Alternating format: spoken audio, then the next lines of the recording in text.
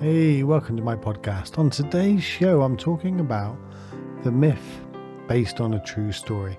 You know, at the beginning of the movies, or you see it on TV shows, or even in books based on a true story. Now, I'm going to talk about that, and I'll talk about our memory and the way we can stop arguing. Really, when I come across this, the fact of how our memory works, it totally stopped me arguing with my family. For years I used to argue with my family about so much, but just recognizing what I'm going to share with you in this podcast will stop you arguing with your family. Believe me.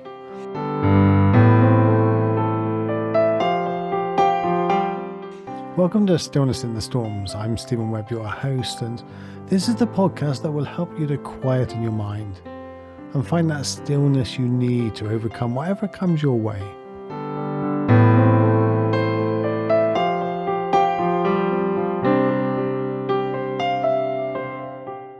I've decided over the next few podcasts I want to share just a little thank you, a little gratitude, and a really brief story of why I want to thank this person. And also I want you to send in your thanks, your gratitude on a very similar story, about a minute and a half long, and I'll play some of them on the podcast, either at the beginning or the end.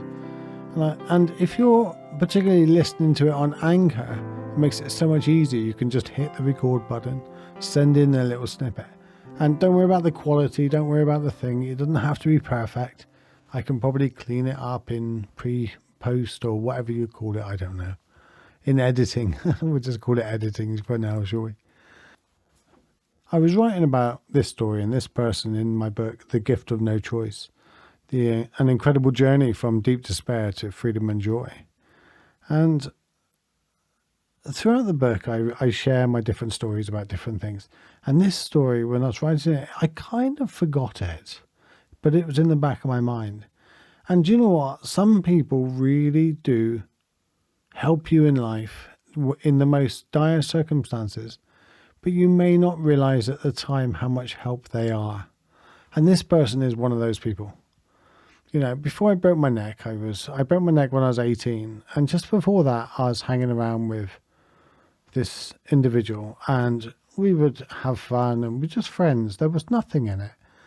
And I didn't treat her brilliantly. I don't know why she wanted to hang around with me, but I was a typical 17-year-old that I didn't treat her that nice. And I was never really that polite to her, but I kind of liked her company. It was one of those relationships that, you know, I don't love you, but I kind of just want to be in your company. And there's a couple of songs that come out, ZZ Top, I'm Not in Love, and things like that. But when I broke my neck, I went away 200 miles. I was 200 miles away from home. I spent 12 months away in hospital.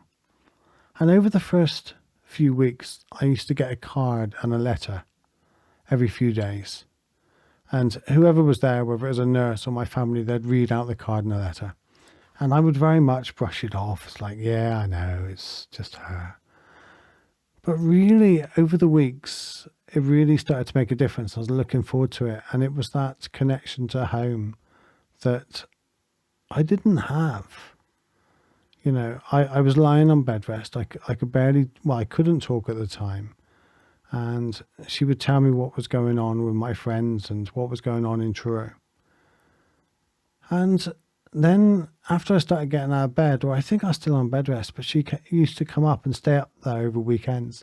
And she used to spend hours beside my bed, and we used to be chatting, we used to have a laugh. And you know what? She did so much for me, and I don't know if she ever realized it, but, you know, I always used to brush it off at the time, but now I realize quite how special she was, and quite how special I needed that relationship. I needed that connection beyond family of someone that was just real and was just there. Someone that I knew before my accident that treated me the same. And boy, did she treat me the same. You know, she was great. And that's Claire. And she knows who she is. I just want to share that. And I want you to share your stories. I have so much of a deep gratitude for Claire now that I've grown out of my egoic, narcissistic, trying to grow out of it still, okay? my egoic, narcissistic self that, you know,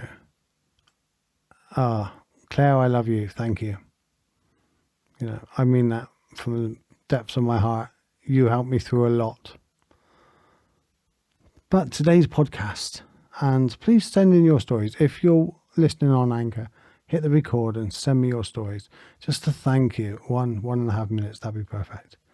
So on today's podcast, I was talking about the myth of this is based on a true story. So how many times do you and a sibling, and I'll say it with me and my sister, we would say something and I would say something back, and then within 2 hours we'd be arguing about what we said.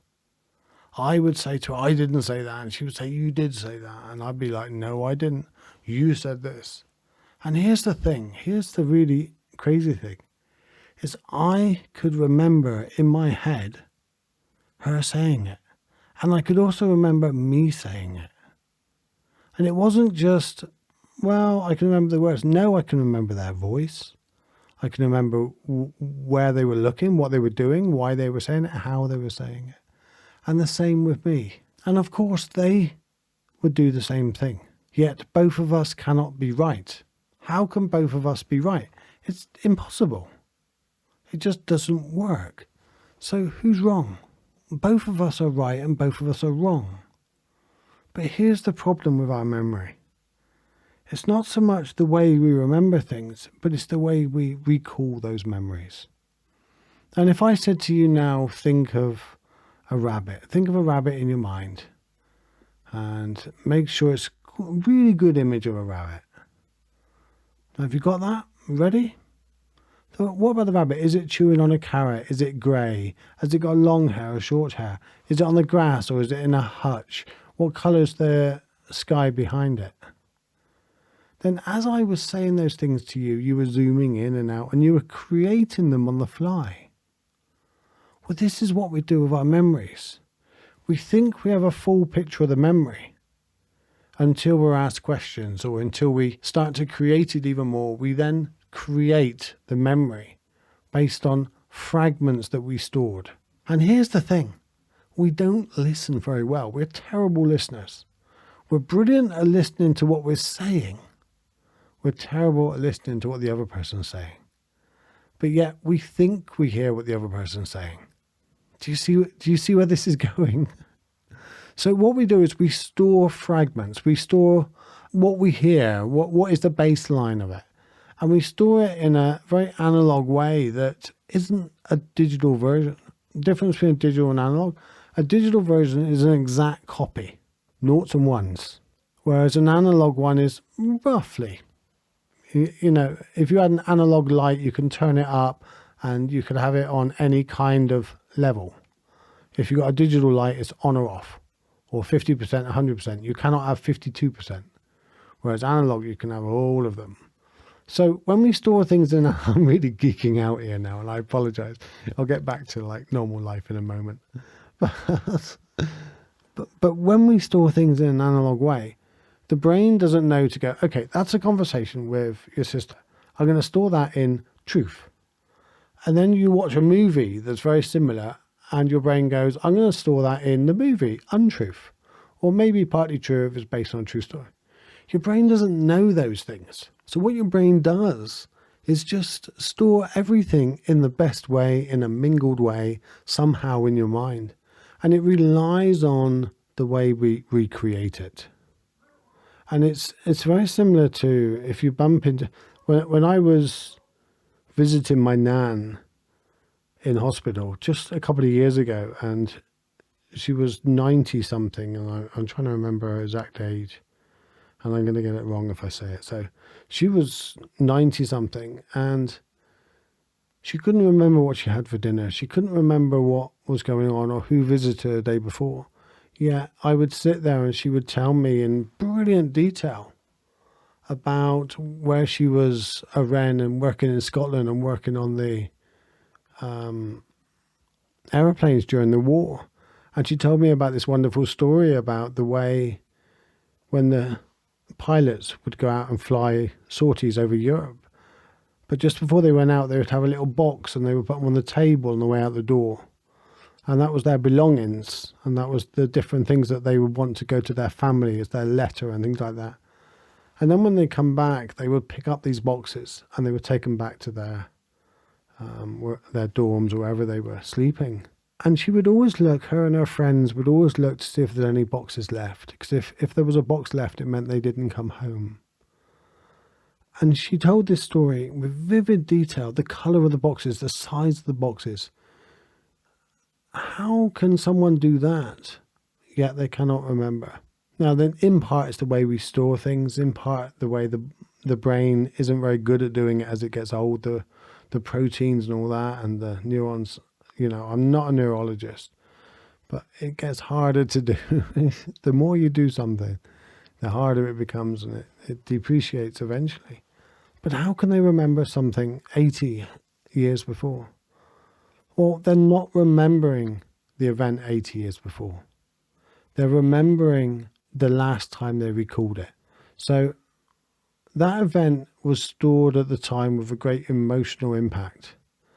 So whenever we have a big emotional impact, whether really good or really painful, we store it with great vivid detail. The smell, the situation, everything, we store it with great detail. And we can recall it really quickly. And there's a reason for this. It protects us. You don't drink the same alcohol that made you really, really poorly at the age of 15 ever again because you smell it and that's it. Nope, can't touch it. So it's the same reason. My nan stored that memory of those boxes with great vivid detail. And every time she'd retell it, she would retell it with passion and real emotion. And I loved hearing that story. And she told me several times when I was going out there about that story and about the way they had a dial that was upside down and things like that. She wasn't remembering the event, and it probably wasn't even much like the event anymore. But with all the movies she's watched, all the different things she watched and the things, it's a combination. It's like a hybrid version of what did happen. Then some of it is true. Some of it is mixed with movies and mixed with other things. Some of it, probably even made up completely. But we all do that. Right back to the conversation with my sister and the argument 2 hours later. You did say that. You didn't say that. I know I said that. We're so convinced that our memory is perfect that we argue. Well, guess what? Your memory is not perfect. You're not remembering the event. You haven't got this recorder in your mind of what was said, how it was said, the tone of it, everything. You just haven't. But it's not exact. And just realizing this stops us arguing.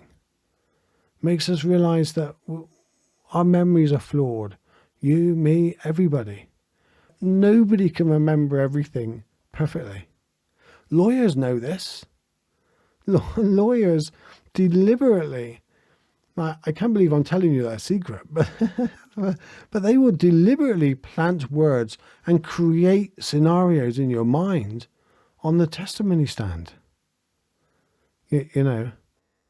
Now let me put it to you, Mrs. So-and-so. Did you really see the person? Was he 5 foot or 6 foot? Well, I think it was 6 foot. Are you sure? Are you sure he wasn't 5 foot? And of course, at that moment, you're then creating a 5 foot person in your mind to check whether or not that's real or not. Isn't that interesting? So stop arguing that I know what you said. I remember it well. It was like this. I'm telling you, I can remember. I'm telling you I was there. Well, you might have been there, and you might have 97% correct, but nobody will have it 100% correct. And they've tested this with lawyers and police officers and forensic scientists and everything. And all the way through all these people, nobody can recall the same situation exactly the same way. Nobody. So if you want a little more peace in life, stop arguing. Stop arguing that you can remember, that you're right.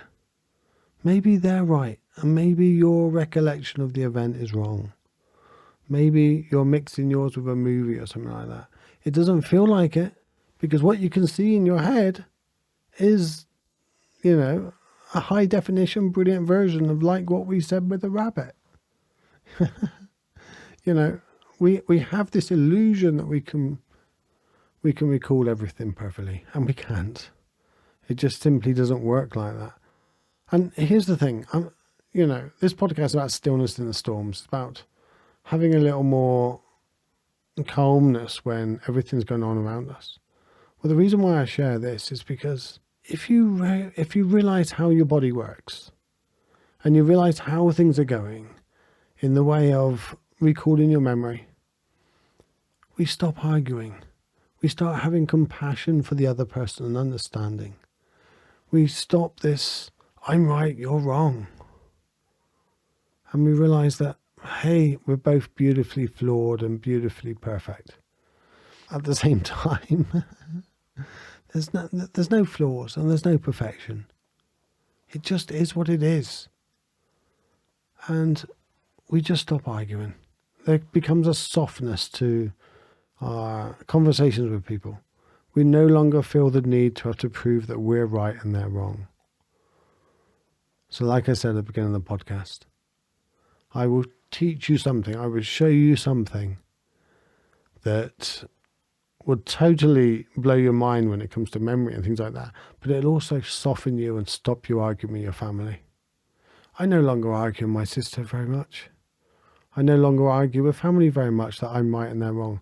It still creeps up. It still happens sometimes. Sometimes they got to remind me. Sometimes they're like, you're arguing. Yeah, my daughter come in one day and I let it rip about 3 years ago. And she stood there and she took it. Oh, I just went off and she said, oh, that's very Zen-like of you, isn't it? Oh, she knew I was working on it. And I can't even remember what it was about now. It was like totally not even that important.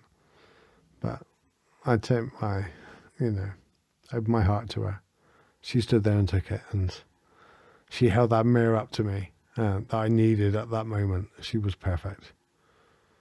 So, deep thank you to Kemba, deep thank you to my sister, and deep thank you to Claire for being there when I needed her most. And don't forget, if you're listening to this on Anchor, press the recording.